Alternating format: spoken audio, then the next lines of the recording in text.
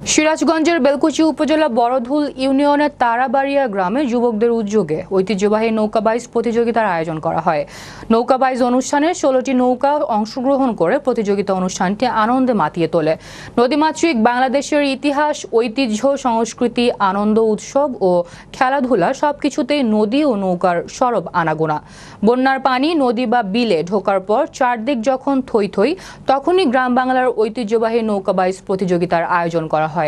বাইসের নৌকার বৈঠায় ছলাৎ ছলাৎ শব্দ আর মাঝি মাল্লাদের নাচ গানে মুখরিত হয়ে ওঠে চারপাশ।